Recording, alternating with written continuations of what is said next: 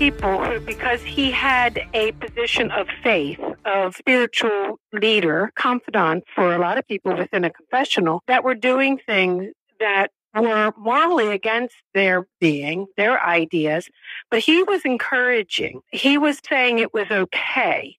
He gave them permission.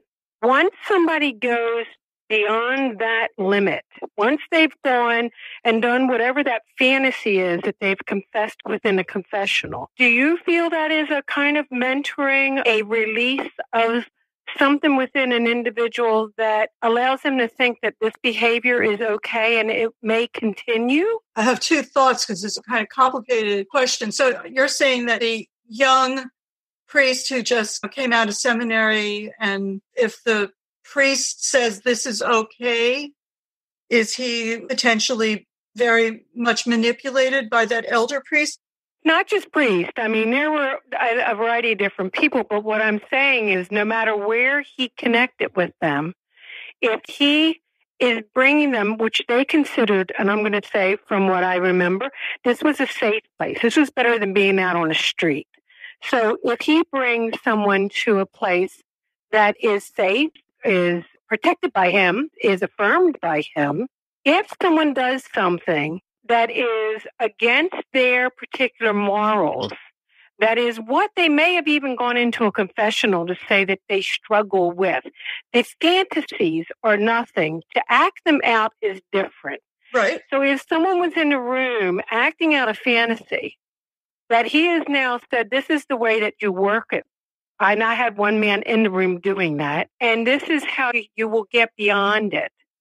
Once they act it out, once they're given permission by the person that they go to for the final blessing, have you opened the door for them to start doing more of that? Or is that possibly just the only time they would do it? What happens within the mind of the person who has now violated their own moral code?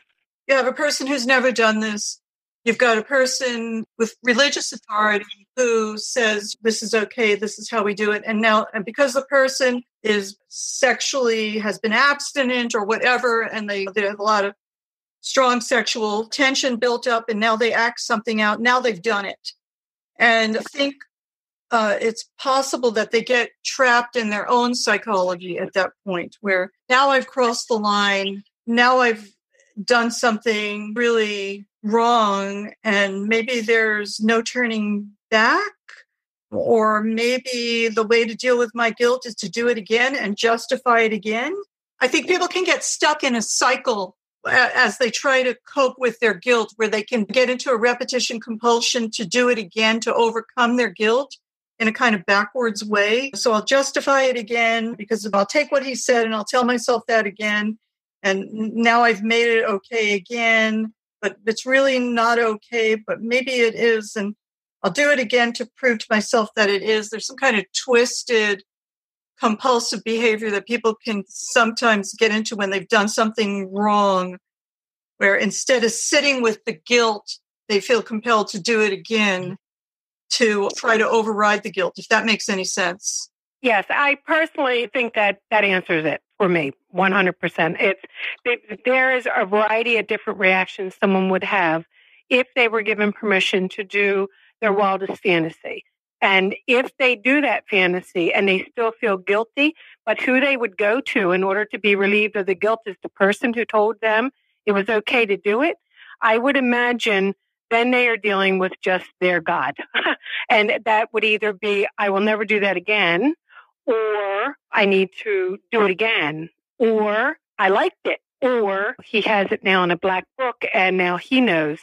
That was the very last point that you raised. And then thinking about how calculated and manipulative the leaders of this ring, maybe you didn't see it. Maybe it was when you left the room where one of these guys in authority said, hey, now you're with us. You try to get out and we're going to expose. I have always felt there was a black book, Dr. Lacter. I don't know why. I believe I must have seen one. But I have always felt from the very beginning that he had a black book, and anyone who did anything in that room or wherever he took any of us girls were in that book. And that became, I think that I think I always said he was a genius. My therapist says, no, he was a criminal genius. She always was he was a master criminal genius. But I believe that he knew very well what he was doing, and he used everything that he did. Did he have any kind of hidden camera crap going on? I don't believe there was any of that. I don't know. I personally was not aware of it as of now, to this point. That's what they would do now. When everything you just described, where he encourages and manipulates and uses sexual seduction to lure more people into co-perpetrating, now they would have a hidden camera going to be able to blackmail that person and be able to. I don't think that this guy was necessarily very smart. He might have been, who knows? But I think that when you've given yourself over to evil, made it okay, when you embrace the exploitation of others, you cross the first line that you're talking about these new guys crossing. But when you cross a later line where you're like, everything I do is okay with me, and I'm very happy doing this I don't care about anybody's feelings but my own desires. Once you move into that kind of mindset, I don't think it takes a lot of intelligence to do the kinds of evil that he did. I think that it's people like you and me, Shane, Gemma, we have trouble understanding how they think. We can't really put ourselves in their shoes. It's just too hard to imagine it. But these are not brilliant moves. This isn't astrophysics. This isn't organic chemistry. This isn't calculus. This is pretty simple. How to terrorize somebody, threaten somebody. This is just evil. I wouldn't give him too much mental credit. You're probably a lot smarter. And it doesn't even matter. What you are is you're good. Good is the only thing that really matters. This guy is dead. And I believe he is stuck in having to feel everything he did to all of his victims. Now, when you get really old and you're getting ready to die, you're going to look back and you're going to say, I was good. That's all that matters. I don't know that I've ever discussed this with Jean, and I don't know how significant it is, but I have talked to women who are survivors of Maskell at Keogh who shared with me that a Polaroid camera was used because, of course, the kinds of pictures he was taking of them would never have been permitted to be developed in a camera shop. The girls who were in the Polaroids were drugged. And so he used those pictures. He took them out of a file with the girl's name on it and showed them the pictures as an emotional kind of blackmail. Otherwise, they would have had no idea what he was having them do. I've also talked to survivors of Maskell from a daycare center in another parish where 3 and 4-year-olds were blindfolded, and he made videos of those children. And they told me they had no idea what they were doing. None of it made sense. And he was forcing them to position themselves in different ways with each other and using like a Super 8 movie camera that a lot of families had to make movies of them. And I've often wondered if that might have been some of the trophies that he had buried in the Holy Cross Cemetery. I guess we'll never know. But Jean, yeah, he did use photography. Yeah. I had pictures taken of me, and it was with a Kodak instant film thing. When I started to remember Magnus, the first thing I said to Father Art was when he told me Magnus had been dead in his apartment for 3 days before he was found. First thing I asked him, because I'd already remembered this, were there pictures there? And I wanted so badly, being so embarrassed and humiliated, what they were exactly like what was found, the box that was found or spoken of from the burial. And one of the things that I felt was I was not surprised that one box went missing because I had told the Archdiocese and the lawyers about having pictures taken with our shirts open. And I wondered, is one of those pictures mine? Was one of those pictures mine? That would have validated what I had been telling them. And instead it went missing. Yes, I do know of the pictures that we're taking. I do know it was early one for me. It was like after the confessional when Magnus was very much involved still with it all. More so than anything I remembered when Maskell started to really get more involved. But I suspect that I could have very well been a picture in that box. Dr. Lacter, Jean had brought this up a minute ago, and I wanted to ask you for your opinion. When Jean was talking about how angry he became after Cathy mentioned that she knew, in your mind, could an abuser, with everything that you know about him from this scenario and from what you've seen in The Keepers, is it possible that an abuser who is used to abusing would resort to something like murder? Could their anger build up to that? Of course. Could it? Yes. Sure. If you think about everything that he did to terrorize and silence, and then we've got Jean's memory of being taken to the body and the whole coroner saying there were maggots, right? So there's not supposed to be maggots in the winter, but Jean sees them and then the coroner finds them. For God's sakes. I wanted to back up just a little bit. Earlier, we were talking about dissociative. When you watched The Keepers, you saw the mid-90s trial with the Doro case, and the words repressed memory was constantly being brought up during that period of time. Is this a diagnosis? Is repressed memory an official diagnosis? Is it a true psychological phenomenon that people when undergoing horrible trauma would, I would say, dissociate it, would probably be a more descriptive word than repress? Yes. How else is a kid supposed to get through the day? Absolutely. It's just, we all experience it in one way or the other whenever something horrible happens. When my father died, all of a sudden, I was like 37 years old or something. He had a cardiologist, but he was in pretty good shape. We had no idea he was just going to die, and he just died. And I felt like somebody just punched me with all their might right in the chest. And I remember trying to dissociate. I wasn't too successful because I didn't have to learn how to do that as a young child, but I deliberately tried to shift my mind to other thoughts because I couldn't stand being punched in the chest over and over 1 second after the next. So I busied my mind with something else. That's like a very easy to understand, maybe first step to the process. You busy your mind with something else. I've had little kids tell me, I pushed it down. Like this little girl, I said, okay, he did this to you right when school ended, but you didn't tell anybody until you went back to school in September. What did you do with this over the summer? What did you do? She goes, I pushed it down in my mind.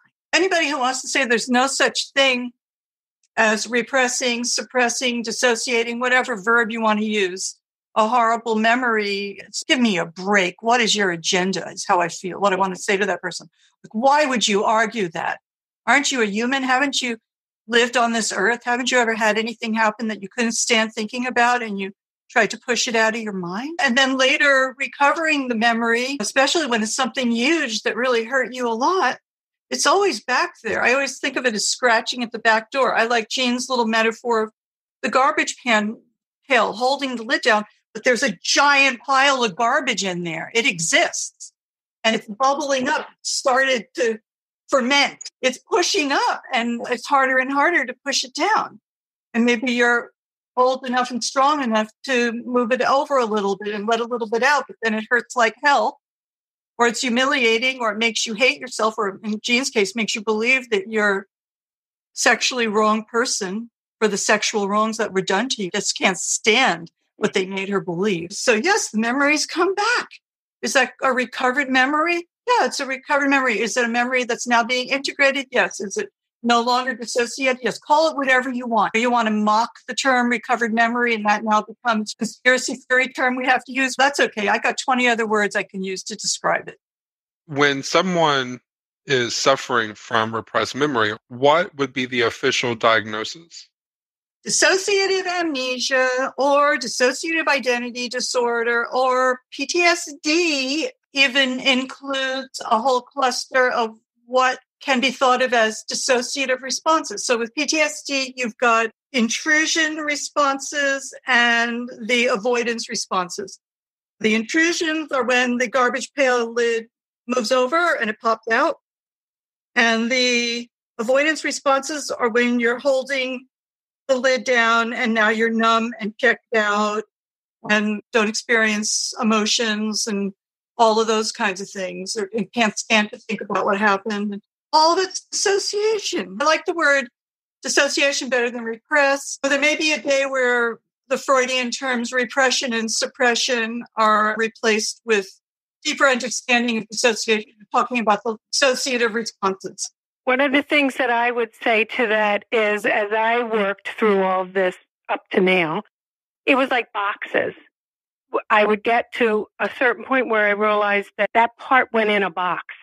I dissociated from that. I do that more than repress this altogether. Really, truly, the work that I have experienced in the inner findings, it really is as if it's been put in different, they weren't even aware of each other. It's not like it's all just pushed down. When I think about the trash can, it's as if I became so vile. I became so horrendous to myself that it was as if I ripped my arm off and threw it in a trash can. And so that was my leaving that school. That was the severing of a part of me. And so as I started to find different things and parts, and I did find that I had to in some way open up the trash can and bring that arm out as talk about the maggots and try to bring it back to life in order to reconnect it to myself. In order to, and it was a long, painful process. And I say to all those other survivors out there, it was in the long run worth it. In the midst of it, it was torturous, but not as torturous as what had been done to me. I continue to do it, but I do feel that what you're saying, I like the dissociative different than repressed. Sometimes repressed is just the habit of playing that. But repressing it seems as if I pushed it all down in the same place. But it really did seem to be fragmented and more so than all pressed within one spot.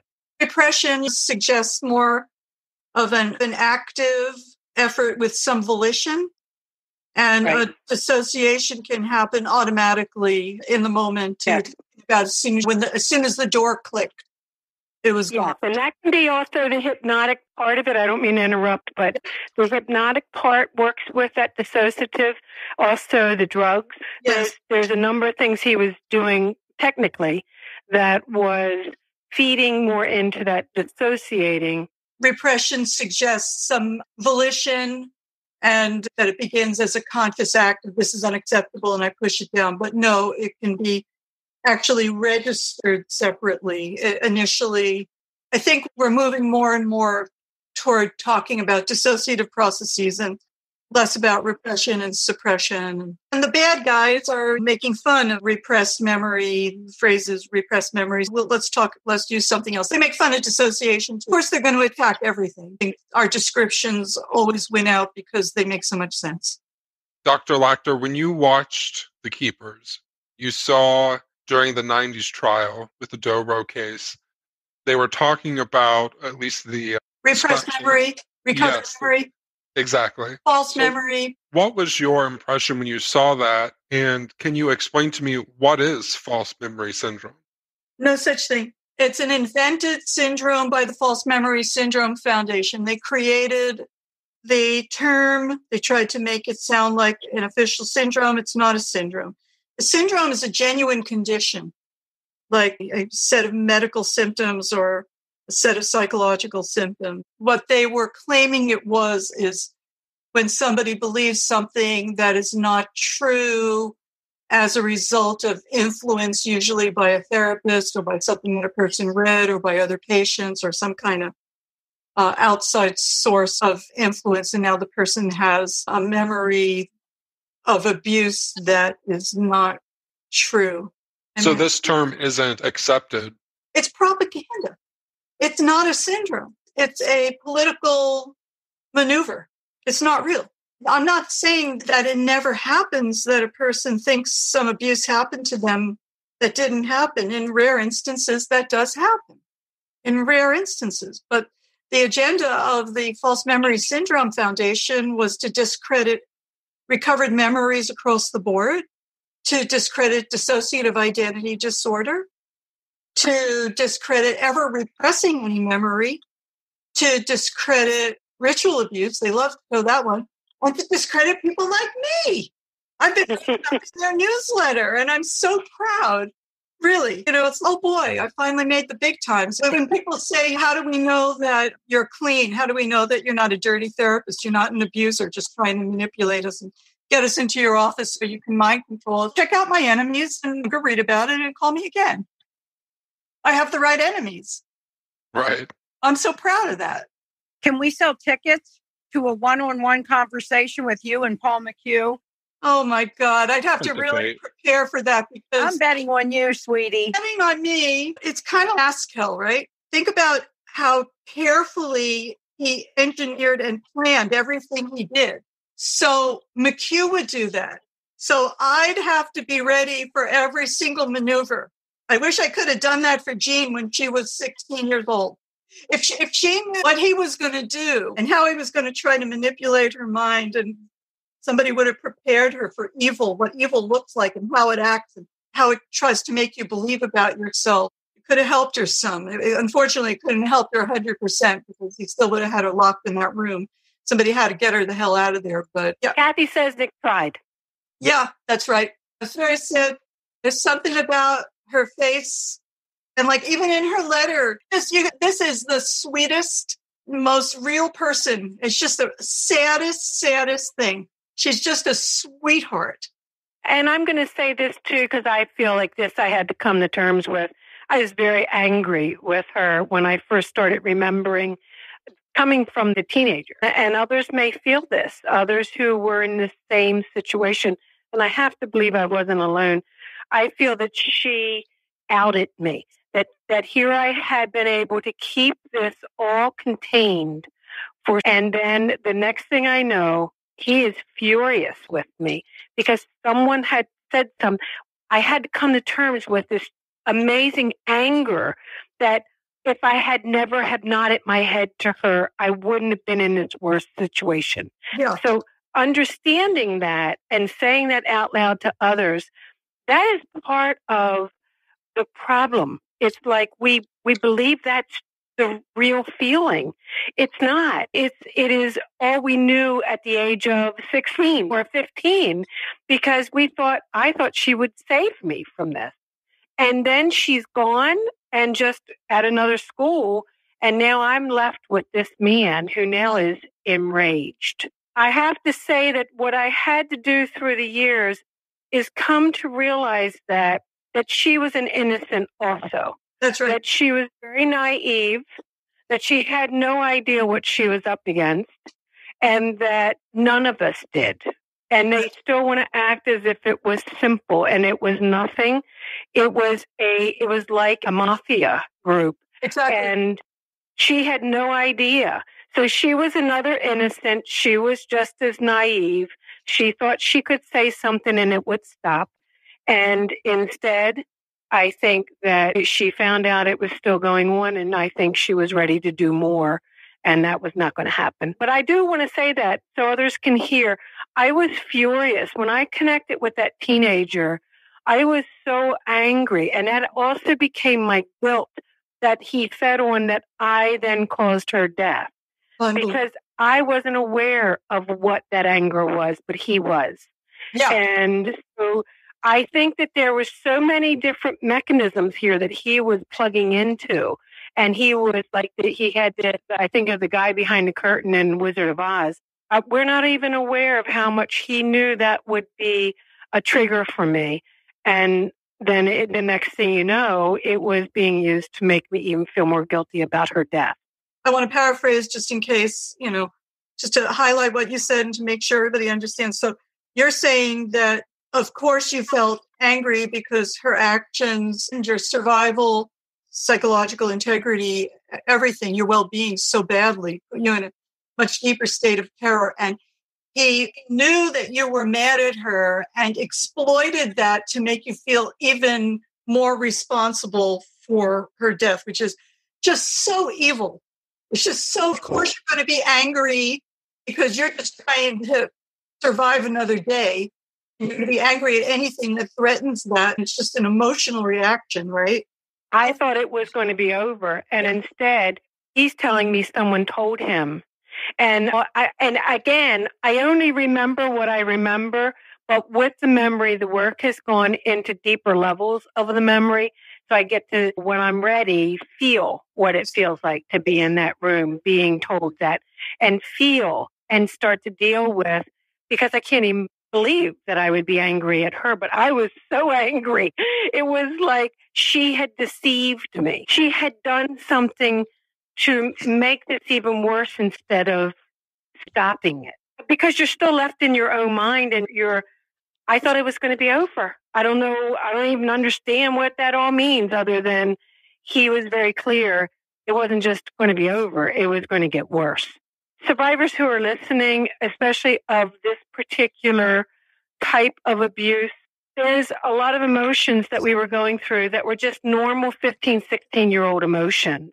And I do think that we need to keep saying that to people so they understand that we had our normal emotions going on. Meanwhile, absolutely, she was my savior in a very short span of time. And I had felt I was keeping it all under control and keeping it at a certain pace. And when I was addressed by her and I acknowledged something to her, it went from 4 to 10. She was not dead. She was just gone. But what she also did, Dr. Lacter, is for those who may feel they're in a position of being able to speak up for someone, she planted a seed within me. The seed was, something's not right with this, because she cared enough to address me. So that seed, I really would never have called it abuse. I never would have said, because I thought I deserved it. This was just behavior that I deserved. And to me, the seed of those who can risk enough, ask, and to be there for somebody is, look where it took me. So the seed within me of her caring enough to ask me, how was I? Yes. Was more than anything I could ever have wanted more from her. I have found from people, whether they know me, didn't know me, or they're sharing through the work that I do, that people who have been severely abused tend to have a sixth sense. They've been pushed into another dimension of themselves with a spiritual depth or more of a sense of a high sensitivity, painful to a certain degree if you don't know that it's almost like another coping of sorts, but it's like this high level of sensitivity.